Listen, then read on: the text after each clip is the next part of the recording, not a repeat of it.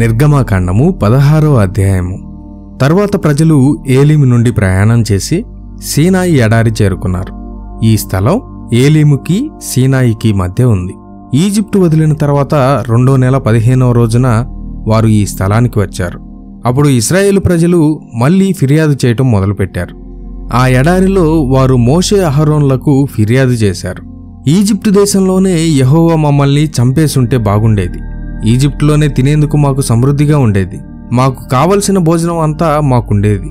కానీ ఇప్పుడు నీవు మమ్మల్ని ఈ ఎడారిలోనికి తీసుకొచ్చావు. మేమంతా ఆకలితో ఇక్కడే చస్తాము అంటూ ప్రజలు మోషే అహరోనులతో చెప్పారు. అప్పుడు మోషేతో యెహోవా ఇలా అన్నాడు, ఆకాశం నుండి ఆహారం కురిపిస్తాను.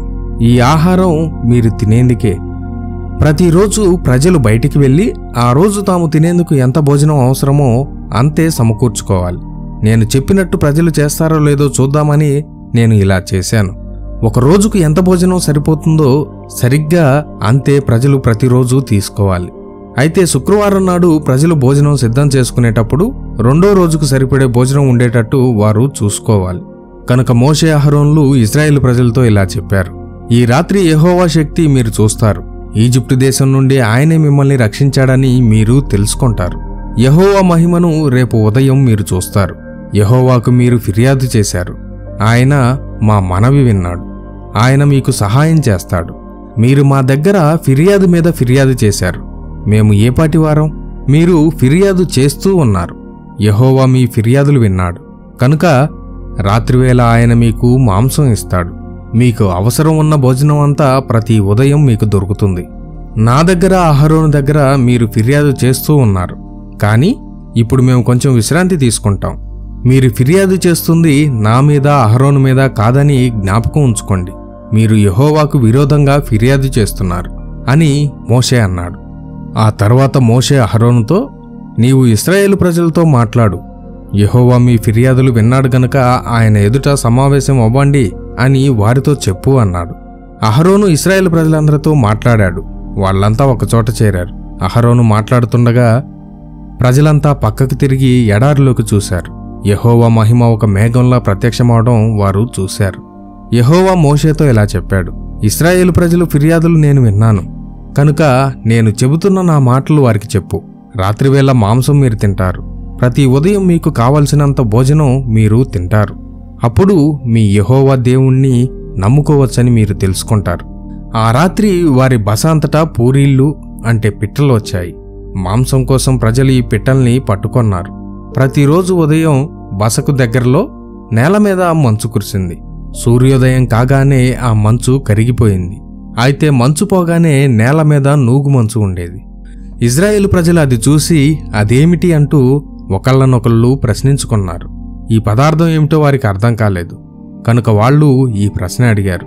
మోషే వాళ్లతో చెప్పాడు, మీరు భోజనం చేయటానికి యెహోవా మీకు ఇచ్చిన భోజనం ఇది. ప్రతి వ్యక్తి తనకు అవసరమైనంత మాత్రమే తీసుకోవాలి. మీ కుటుంబంలో ప్రతి వ్యక్తికి 2 పావుల కొలత ప్రకారం మీలో ఒక్కొక్కరు తీసుకోవాలి అని యెహోవా చెబుతున్నాడు. కనుక ఇశ్రాయేలు ప్రజలు అలాగే చేశారు. ప్రతి వ్యక్తి ఈ భోజనం కూర్చుకున్నారు. కొంతమంది మిగతా వాళ్ళకంటే ఎక్కువ కూర్చుకున్నారు. ఆ ప్రజలు వారి కుటుంబంలో ప్రతి ఒక్కరికి ఆ భోజనం పెట్టారు. ఆ భోజన పదార్థం కొలుసుకున్నప్పుడల్లా ప్రతి వ్యక్తికి సరిపడ్డంత మాత్రమే ఉండేది. కానీ ఎన్నడూ ఎక్కువ మిగిలేది కాదు. ప్రతి వ్యక్తి తాను తన కుటుంబం ఎంత తినగలరో సరిగ్గా అంతే తీసుకున్నారు. రేపటి కోసం ఆ భోజనం దాచుకోకండి అని మోషే వారితో చెప్పాడు. కాని ప్రజలు మోషేకి లోబడలేదు. కొంతమంది మర్నాడు తినవచ్చని తమ భోజనంలో కొంత దాచుకున్నారు. అలా దాచుకున్న భోజనం పురుగులు పట్టేసి కంపు కొట్టేసింది. ఇలా చేసిన వాళ్ళ మీద మోషేకు కోపం వచ్చింది. ప్రతి ఉదయం ప్రజలు భోజనం కూర్చుకున్నారు. ప్రతి వ్యక్తి తాను తినగలిగినంత కూర్చుకున్నాడు. అయితే ఎండ ఎక్కువ కాగానే ఆహారం కరిగిపోయింది, కనబడకుండా పోయింది. శుక్రవారం నాడు 2 ఆహారం ప్రజలు కూర్చుకున్నారు. ఒక్కొక్క మనిషికి 4 పావుల ప్రకారం వారు కూర్చుకున్నారు. కనుక ప్రజానాయకులు మోషే దగ్గరకు వచ్చి ఈ విషయం తెలియజేశారు. ఇలా జరుగుతుందని యెహోవా చెప్పాడు. ఎందుచేత? రేపు సబ్బాతు కనుక. అది యెహోవాకు ప్రత్యేకంగా విశ్రాంతి రోజు. ఈ రోజు వండుకోవాల్సిన భోజనం అంతా వండుకోండి. అయితే మిగతా భోజనం రేపు ఉదయానికి దాచుకోండి అని మోషే వాళ్లతో అన్నాడు. కనుక ప్రజలు ఆ భోజనంలో మిగిలిన దాన్ని మర్నాటి కోసం దాచుకున్నారు. ఆ భోజనంలో ఏమీ చెడిపోలేదు. అందులో కొంచెం కూడా పురుగు పట్టలేదు. శనివారం నాడు ప్రజలతో మోషే ఇలా చెప్పాడు, ఈ వేళ సబ్బాతు అంటే యెహోవా విశ్రాంతి రోజు. అందుచేత మీలో ఏ ఒక్కరూ బయట పొలాల్లో ఉండకూడదు. నిన్న కూర్చుకున్న భోజనాన్ని తినండి. 6 రోజుల కోసం మీరు ఆహారం కూర్చుకోవాలి. అయితే 7వ రోజు విశ్రాంతి రోజు కనుక నేల మీద ప్రత్యేక ఆహారం ఏమీ దొరకదు. శనివారం నాడు ప్రజల్లో కొంతమంది ఆహారం కూర్చుకోవాలని బయటికి వెళ్లారు, కానీ వారికి ఆహారం ఏమీ కనబడలేదు. అప్పుడు మోషేతో యెహోవా అన్నాడు, నా ఆజ్ఞలకు ఉపదేశాలకు లోబడకుండా ఎన్నాళ్ళు మీరు తిరస్కరిస్తారు? చూడండి, శనివారం మీకు విశ్రాంతి రోజుగా చేశాడు యెహోవా. అందుచేత 2 రోజులకు సరిపడేంత ఆహారం శుక్రవారమే యెహోవా మీకు ఇస్తాడు. కనుక శనివారం నాడు మీలో ప్రతి ఒక్కరూ కూర్చొని విశ్రాంతి తీసుకోవాలి. ఎక్కడి వాళ్ళు అక్కడే ఉండండి. కనుక శనివారం నాడు ప్రజలు విశ్రాంతి తీసుకున్నారు. ఆ ప్రత్యేక ఆహారాన్ని మన్నా అని పిలవడం మొదలుపెట్టారు ప్రజలు.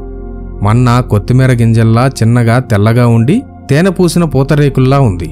అప్పుడు మోషే అన్నాడు, నేను మిమ్మల్ని ఈజిప్టు నుండి బయటికి రప్పించినప్పుడు ఎడారిలో నేను మీకిచ్చిన ఆహారాన్ని మీ సంతానం వాళ్ళు చూడగలిగేటట్టు ఈ ఆహారం 2 పావులు దాచి ఉంచమని యెహోవా చెప్పాడు. కనుక మోషే అహరోనుతో ఇలా అన్నాడు, ఒక పాత్ర తీసుకొని దానిలో 8 పావుల మన్నా నింపు. ఈ మన్నాను మన సంతానం వారి కోసం దాచిపెట్టు. మోషే యెహోవా చెప్పినట్టు చేశాడు. మన్నా పాత్రను ఓడంబడిక పెట్టె ముందర పెట్టాడు అహరోను. 40 సంవత్సరాల పాటు ప్రజలు మన్నా తిన్నారు. కనాను దేశ సరిహద్దులు వచ్చేంత వరకు వారు దాన్ని తిన్నారు. మన్నా కొలిచేందుకు వారు ఉపయోగించిన కొలత ఓమెరు. ఓమెరు అంటే ఏపాలో 10వ భాగం.